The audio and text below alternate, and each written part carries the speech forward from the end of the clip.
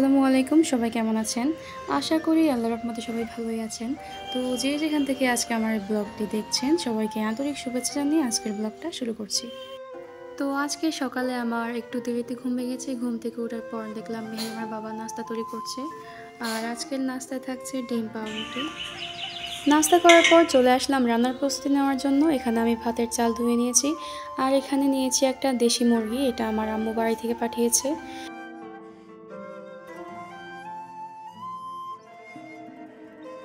তো আমি পুরো মুরগিটা রান্না করব না, এখান থেকে আমি অর্ধেকটা কেটে নিচ্ছি রান্না করার জন্য।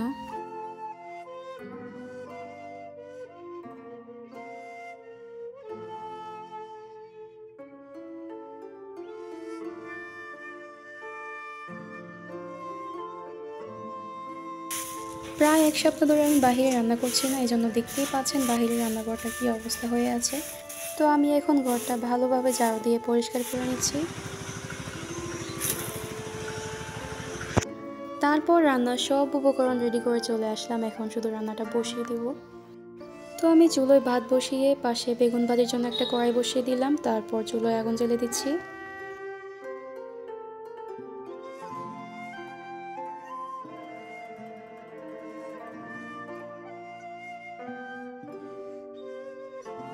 কড়াই গরম হওয়ার পর দিয়ে দিচ্ছি পরিমাণ মতো তেল।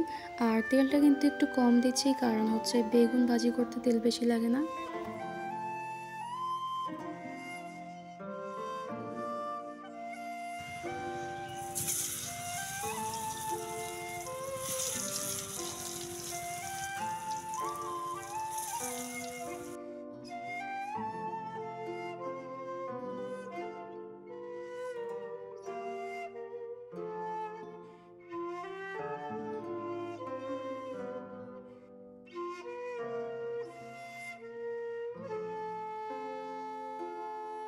তো বেগুন ভাজি হয়ে গিয়েছে, এখন আমি এগুলোকে উঠিয়ে নিচ্ছি।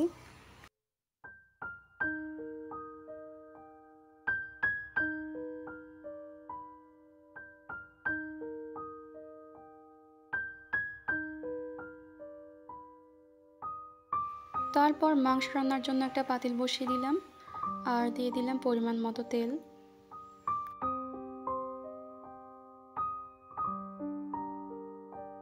তারপর দিয়ে দিলাম পেঁয়াজ এবং টমেটো কুচি।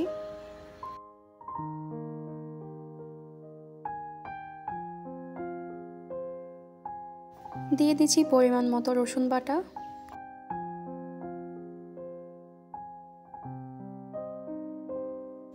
তারপর দিয়ে দিলাম আদা বাটা। এরপর দিয়ে দিচ্ছি হলুদ গুঁড়ো। দিয়ে দিলাম স্বাদ মতো লবণ।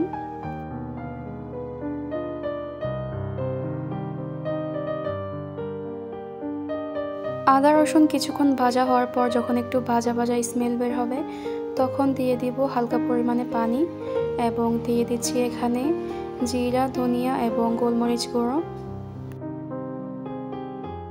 তারপর দিয়ে দিচ্ছি একদম টকটকে লাল মরিচের গুঁড়ো। আর এই মরিচগুলো কিন্তু প্রচুর ঝাল, এজন্য আমি বেশি দিই নাই। তারপর দিয়ে দিচ্ছি দারচিনি, লং এলাচি।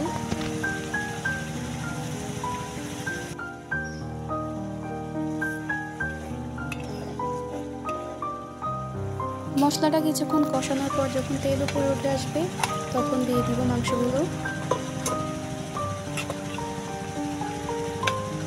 এই মুরগিটা কিন্তু দেশি মুরগি, আর এটা কিন্তু অনেক বয়স হয়েছে, তাই এটাকে অনেকক্ষণ কষাতে হবে এবং চুলোয় রাখতে হবে বেশিক্ষণ, যাতে সুন্দরভাবে সিদ্ধ হয়।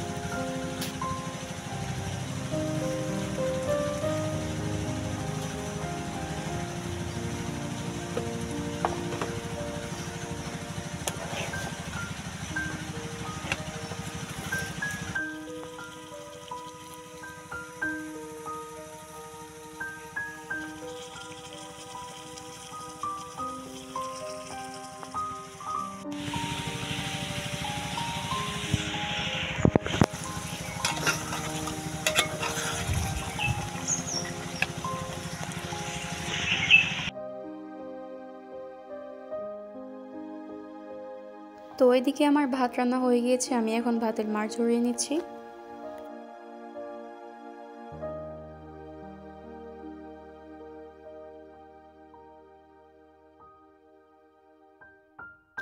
এটা হচ্ছে একটা গলদা চিংড়ি। হয়তো জিজ্ঞেস করবেন এখানে একটা কেন আর কই। এটা আসলে আমাদের পুকুর সেচ দেওয়ার পর একটাই পেয়েছিল, তো এটাকে আমি আজকে ভাজি করব।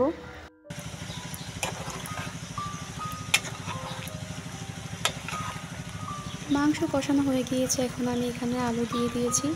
আলু দেওয়ার পর কিছুক্ষণ কষিয়ে নিতে হবে, তারপর পরিমাণ মতো পানি দিয়ে দিব।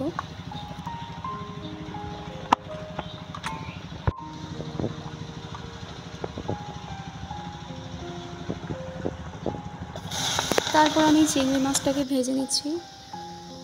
যারা যারা গ্রামীণ জীবনযাপনের ভিডিওগুলো পছন্দ করেন তারা আমার চ্যানেলটা সাবস্ক্রাইব করে রাখতে পারেন এবং বেল বাটনটি অন করে রাখতে পারেন। এতে করে আমি পরবর্তী ভিডিও আপলোড দেওয়ার পর নোটিফিকেশন আপনার কাছে পৌঁছে যাবে।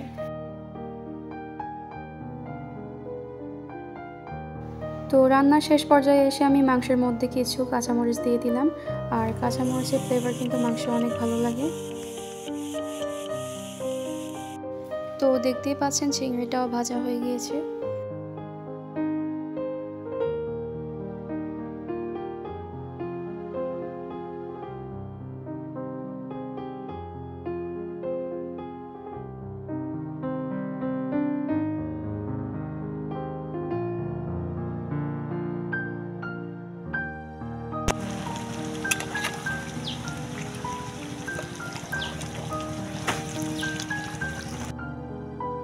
তো সব রান্না করা শেষ, এখন আমি ঘরে চলে যাব, তারপর ফ্রেশ হয়ে দুপুরে খাবার খাবো। আর এখন কিন্তু দুপুর 2টা বাজে, আমার মাংস রান্না করতে খুব সময় লেগেছে।